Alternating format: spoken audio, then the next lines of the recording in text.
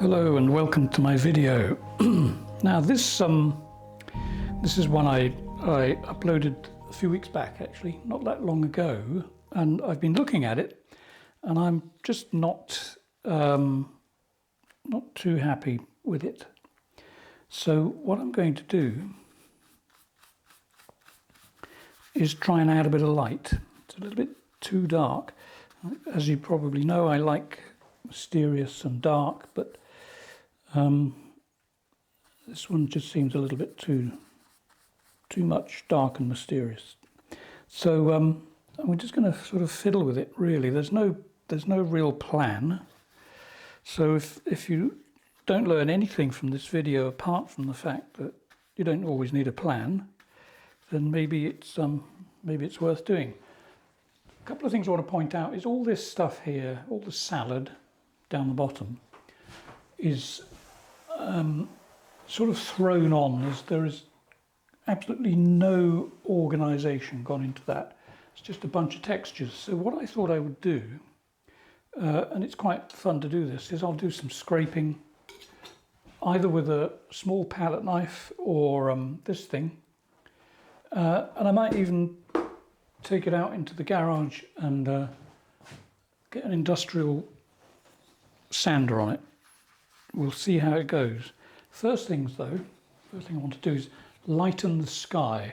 So let me just show you the extent of the sky. Okay, it goes all the way up there. Oh, it's quite a nice, I suppose it's okay, it's reasonable sky. But I just want to see what I can do regarding the light aspect. Okay, so here's, right, actually while we're at it, I'm going to show you this. People keep saying they can't get Japanese red, even from Le Franc-Bourgeois, but there it is, it exists. I bought that the other day, and so there's plenty of it there. You can go online to Cultura in France, and if you can navigate the website, you'll find Japanese red. And they'll basically deliver anywhere, I'm pretty sure of that. So right, I got poppy oil and Japanese red, titanium white, a little bit of ultramarine blue in it, and you come up with that colour. And you have to admit that's got quite a bit of light in it. So I'm going to just play.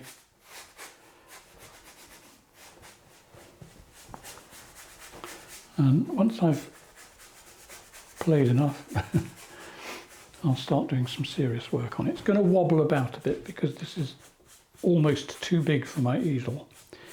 I don't have a full-size studio easel. I used to have one years ago, but I figured that for my videos I would just use a standard size, which is 80 by 60 centimeters, which is, you know, it's good enough to, or big enough, or small enough to produce a painting in about an hour, which is what I want to do for my videos.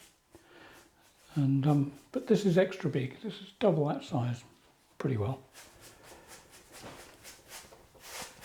So as you can see here, I'm just going over the sky, and it's a little bit of a glazing exercise because there's some of the original sky underneath is going to show through this colour.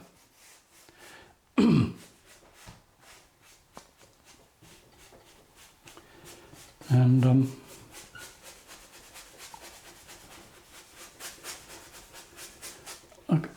I'm basically not going to lose the light bits of the sky. I think what I'm going to do is get some blue over on that right hand side. Just to open it up a bit. And now I'm going to add a lot of white to this colour that I've mixed, so it's going to start to freshen up a little bit more. I'm not adding any more red to it, I'm not adding any more blue. And not a vast amount of oil either, it's just, as I say, enough to make it mobile. So let's, I think we should have a nice streak across there, so I'm going to zoom in for you. When I've established the divider between the sky and the land, then I'll start to repaint the land.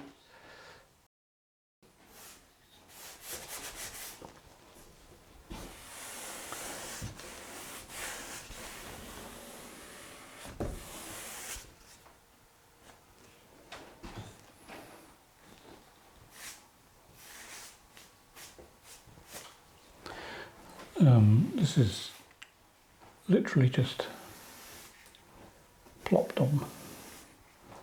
Not trying to sort of organise too much at the moment.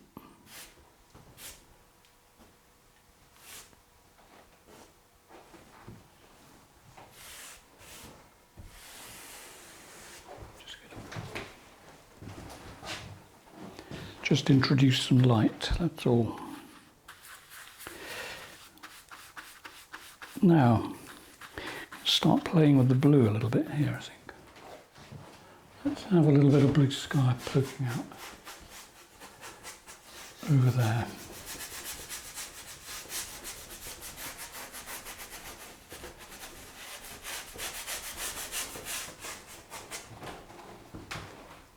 See how they work together.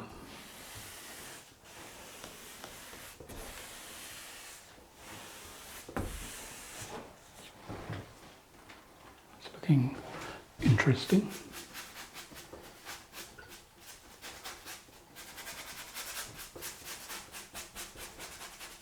So all these colours that I previously put on here, they all start working together. It's one of the good things about oil painting. It's so flexible, and you get time. You get time to fiddle with it and get to the point where you are mildly ecstatic before you actually stop painting.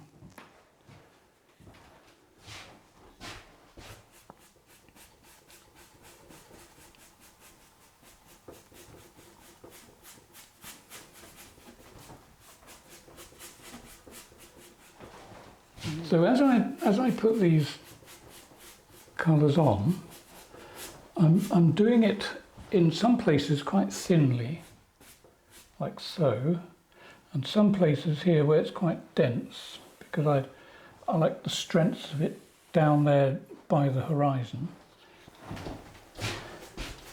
And let's put a few bits in here. This will give the effect of cleaning up the painting. I think it went a little bit, possibly maybe too textured for a sky. Maybe it should have been a little bit flatter, which is what I'm trying to do here anyway. And cleaner. We'll see. That's all part of the fun.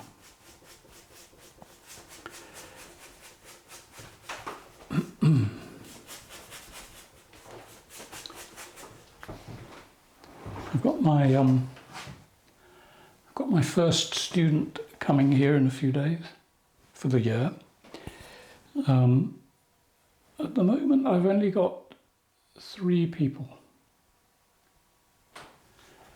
One, as I said, in a few days, and then another one in July, I think it is, and another one in August. And I may keep it just at 3, see how it goes this year, because obviously I've got a little bit of a health problem, as you may be able to hear in my voice. As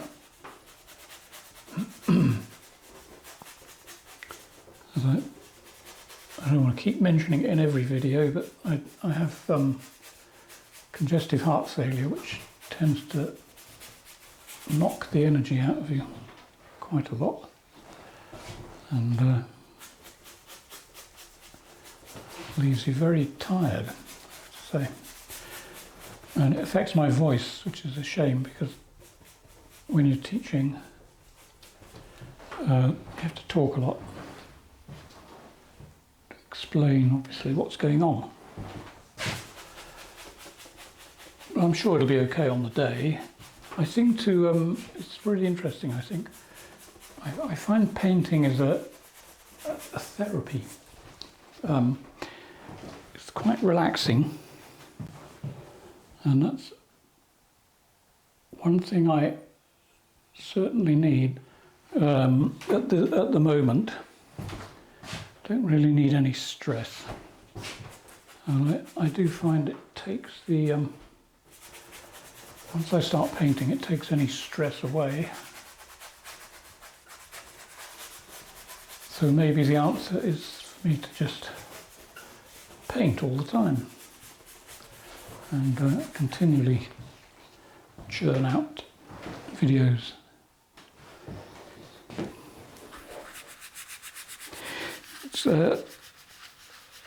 I find the whole process of painting completely fascinating, quite absorbing, but teaching too is very satisfying. There's this moment when you teach someone who not only can't, well, not only have they stated to me that they've never painted before, but they say the thought of painting skies they find quite daunting, but skies actually aren't that difficult.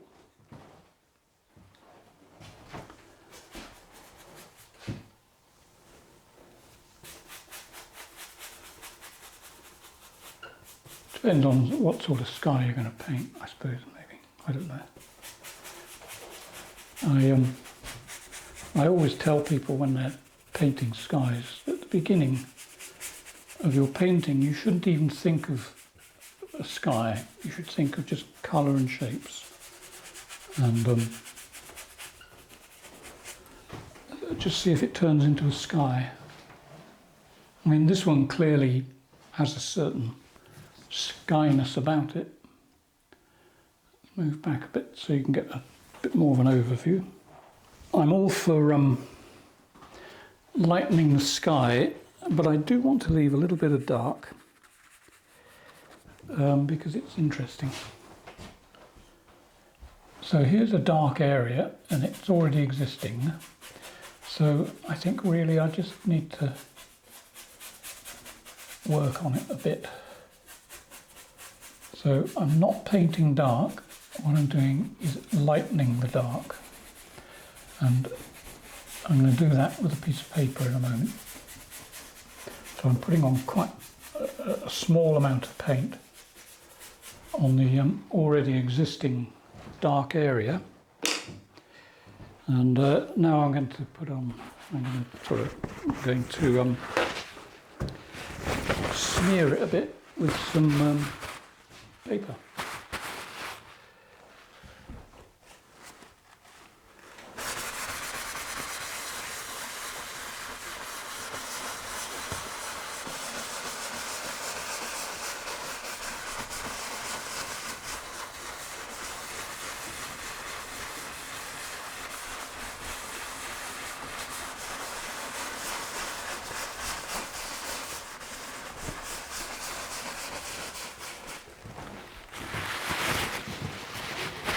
That sort of softens it down a bit.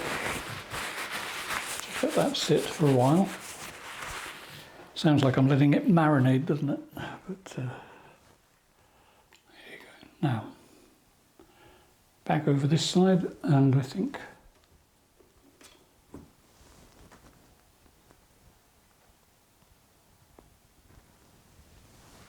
let's have a look at the whole thing. It's looking much lighter anyway.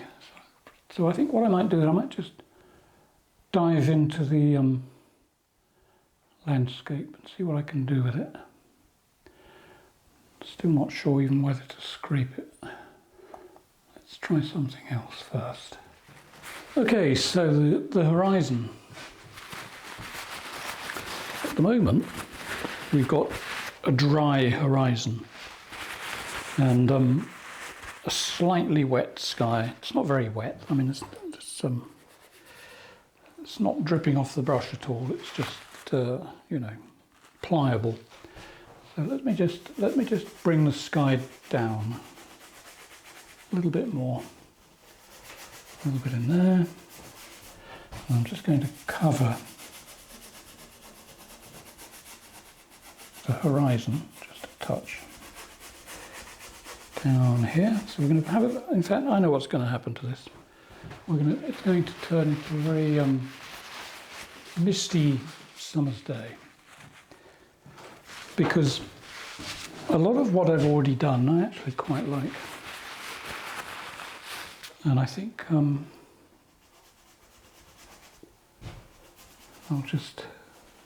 will go over it a little bit. The thing is, you see about my videos, quite often I'm doing this sort of on the fly, as they say. In other words, I don't really know what's going to happen. I'm not even sure what I'm going to do. I'm just going to sort of see how it goes. And the whole point, there's 2 points. There's 2 points to doing it this way. One is that it shows you that you can paint a picture without too much planning. And secondly, I don't have to think too much.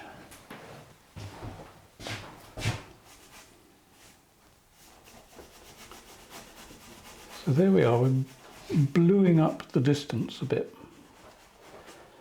So hopefully giving it even more distance. So I have to make a decision now. Do I keep that bit strong, or do I go for toning it down? I think I've just answered my own question. I'm going to go for toning it down.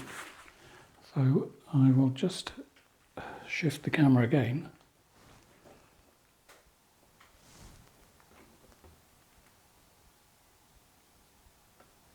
Some reasonable bits in that. It's quite abstract. As you can see, it's just colour and shape, no detail.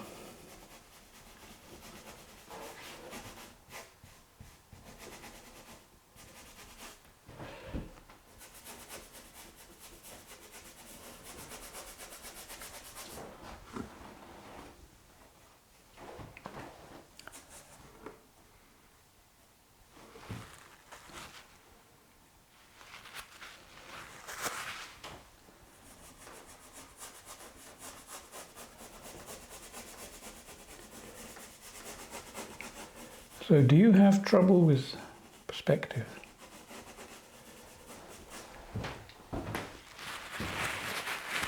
Does this help you to figure out that perspective isn't difficult?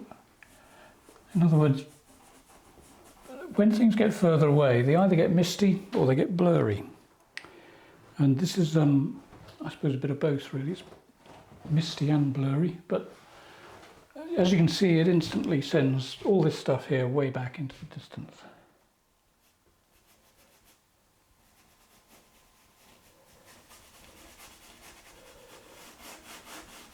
So I'm going to bring the far distance closer, if that makes sense. Let's not everything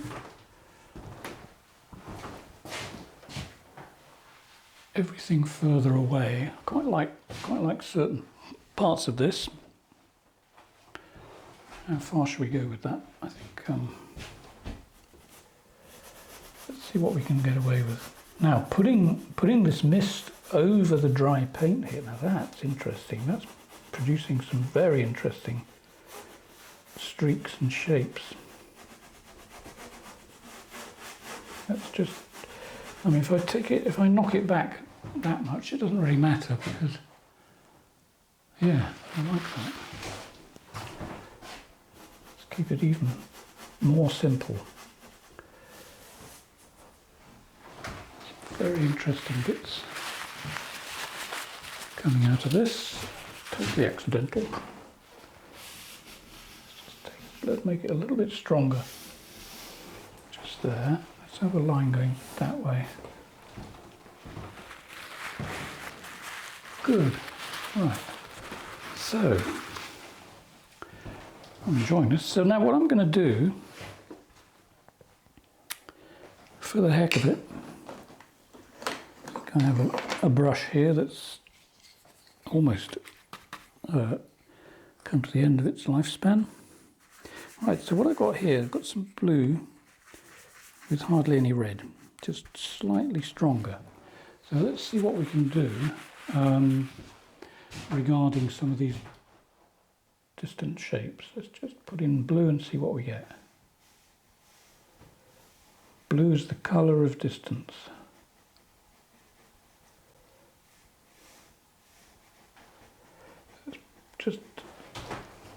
Just make it interesting, I think. See what happens.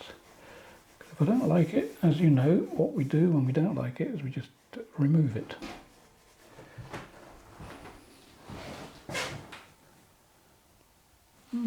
Okay.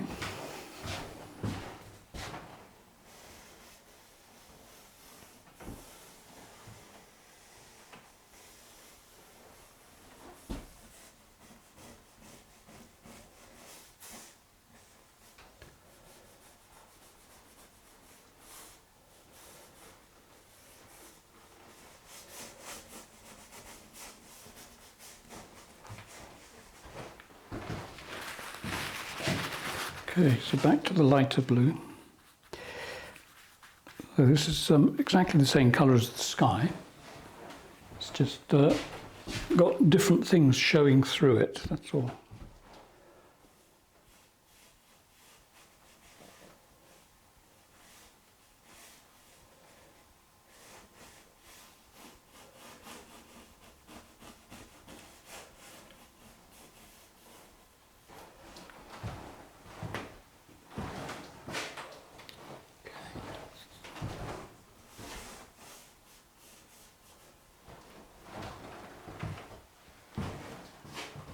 Good.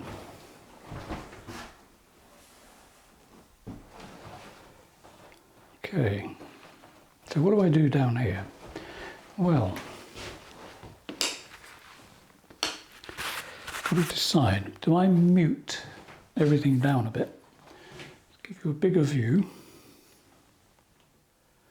So what I'm going to do is I'm going to bring that area closer to us. I'm going to keep some of these light bits because they're just sort of interesting, and then I'm going to put something here. I'm going to bring that across there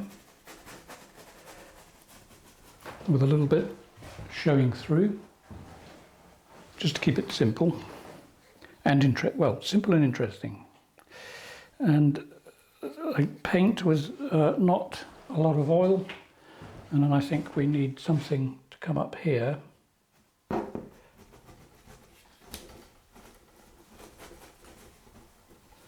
bring this bit of land closer.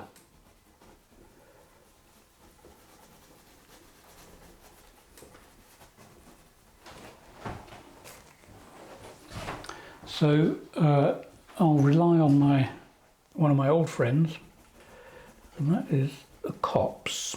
I do like copses, or is it copse eye? I like lumps of trees.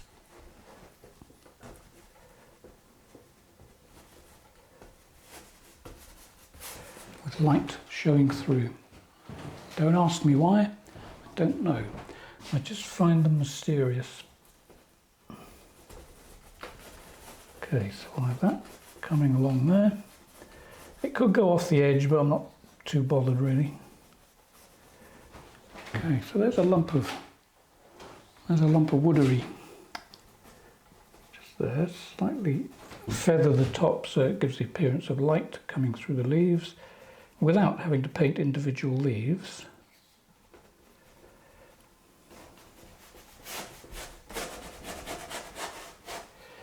Okay, and I'm going to bring all of this forward by putting it in a bit of shadow.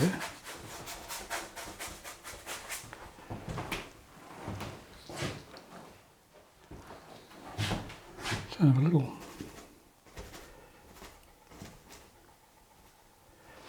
something there, and I think here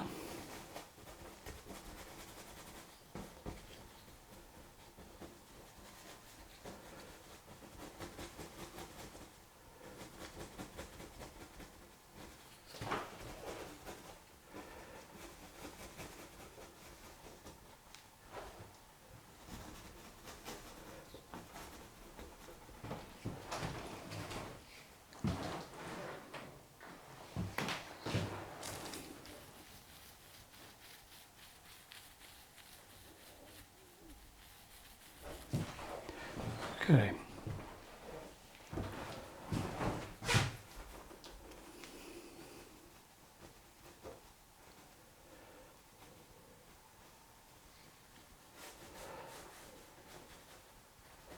Something I wanted to ask you in particular is when I do this sort of video and I go back to something that I've already worked on, do you like this sort of video, or do you prefer to see something from scratch, right from the beginning?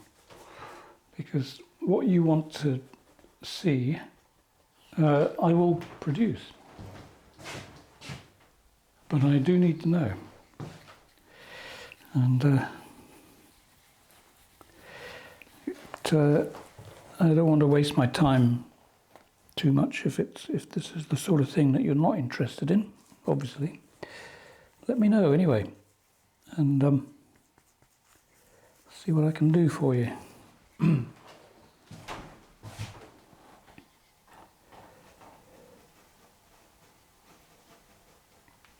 I quite, to tell you the truth, I quite like working on this sort of video because all the different textures and bumps and what have you on the surface makes it interesting. I mean, maybe it's more interesting because I'm standing here looking at the actual painting, because you won't see the full feeling of the picture in a video. I think it's obviously different.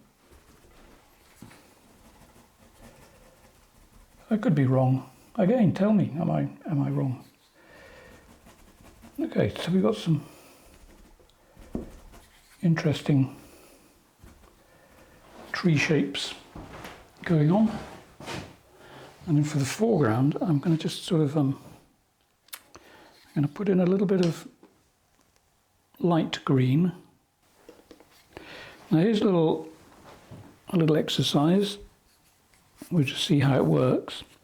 But using the same brush, which has some dark green on it, dark green, red ochre and Payne's grey in fact.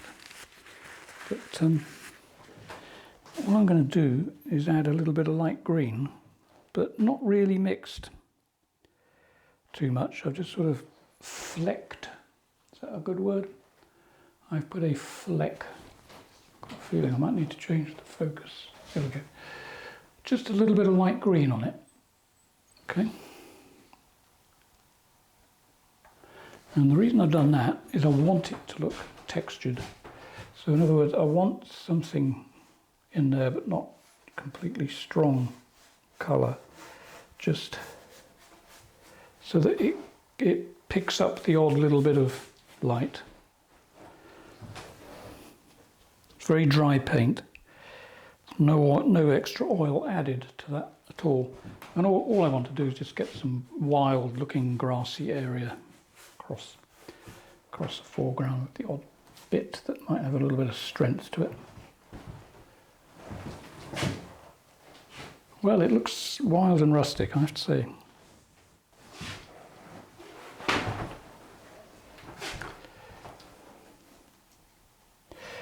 Oh, a little message for my patrons. I've been meaning to do this for a long time, but I just haven't had the energy. But I've got some some card. This is card. Okay. I'm going to paint gesso on it, and I'm going to paint a series of small paintings, probably about, I don't know, there's my hand. Right, so they're going to be about that big. Sort of double postcard size, something like that. And I'm going to just produce some very simple landscapes. And then send them to the people who attend my my Zoom classes. And if you don't know about my Zoom classes, then go to the info below. You'll see a link. Now that will take you to my website for a little bit more info. But when you click on a link to the actual booking, it'll tell you the time of the class in your time zone.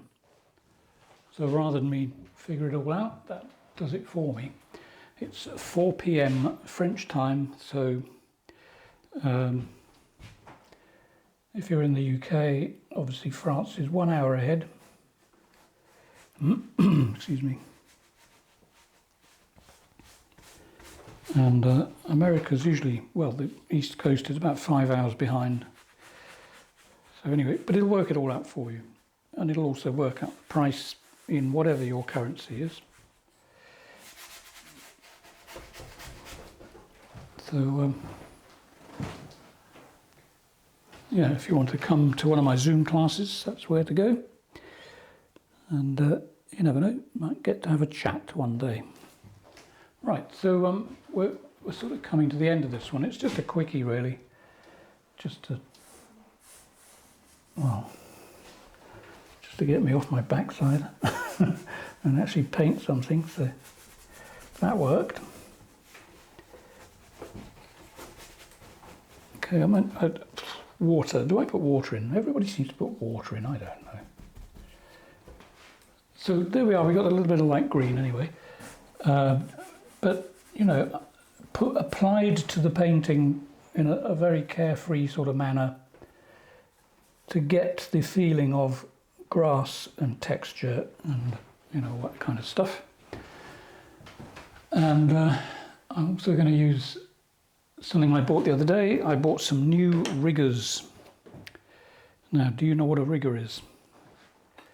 A rigger for me is basically my tree trunk painting brushes. So there's a nice brand new bunch of riggers. And long and thin. They hold plenty of paint. So when you make a shape, the brush doesn't run out of paint too quickly. And I'm going to use one now and show you how to put in a few tree trunks. So you don't have to mix a tree trunk colour because over a certain distance, a dark colour next to a light area, like what I'm going to do over here, will just look like the colour of the actual tree. Does that make sense? Hope so. Let's see anyway. So I'm going to zoom in again. So the colour that I'm going to use for the tree trunk is all of the colours that I used to make the actual foliage. And that's sap green, red ochre and Payne's grey. And all you need, just a few of them. Let me just check that. Yeah. I think maybe I should adjust my light. No, I think it's okay.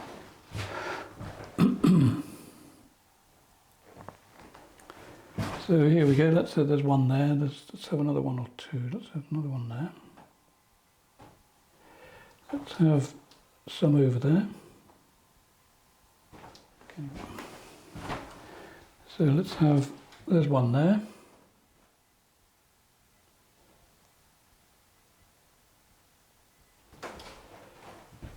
It just gives that extra dimension.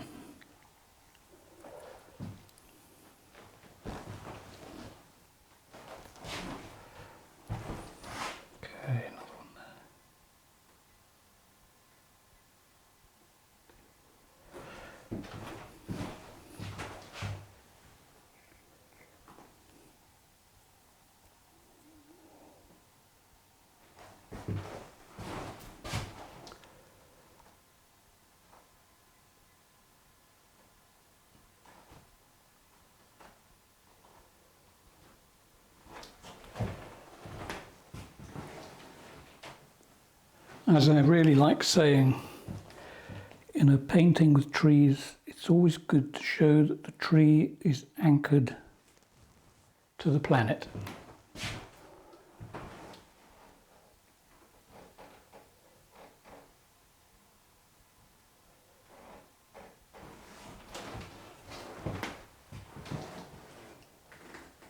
Okay, I think down the other end again. It's very easy to get a little bit carried away with this tree trunkery, but it's quite satisfying, I suppose, because it's like the simplest kind of tree you could possibly show. Let's just have something there. Okay, that seems to work. What else? Let me see. Could be it, I think. Right. Okay, so there we are. I mean, maybe that's it for this painting. I don't know. Maybe I'll come back to it one day, but not too soon, because you may have had enough of this one. So I think possibly it could be it.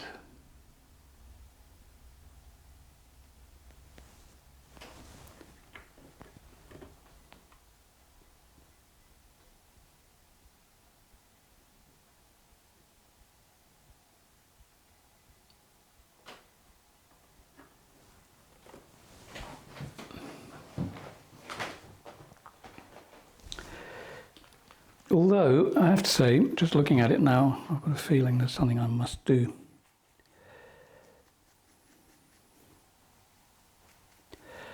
And if you got to do it, you got to do it. Okay, so here, compositionally, it's a little bit, you know, how do you explain? Well, I think it's just empty, and it just needs something there. Few of those.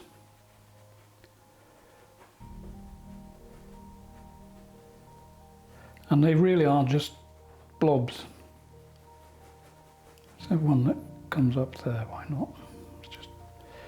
Let's do it. If ever you're painting and you come across an area and you hesitate, don't. Just do it anyway. Chances are it'll work. If it doesn't work, take it off. What's the worst thing that can happen? Not a lot, really. So there we are. Anyway, hope you enjoyed this. Hope it's taught you something. And don't forget the question I asked earlier. Would you rather see this sort of thing where I patch up an old painting, or would you rather see something completely from scratch? Anyway, thanks for being here. Oh, if you haven't hit that subscribe button, please do. It makes a big difference. And if you want to come to my Zoom classes, as I said, there's a link below in the box. And I also have a Patreon page for those who are stinking rich and want to help me buy cat food and paint. Thank you very much for being here, and I'll see you on the next video. Bye for now.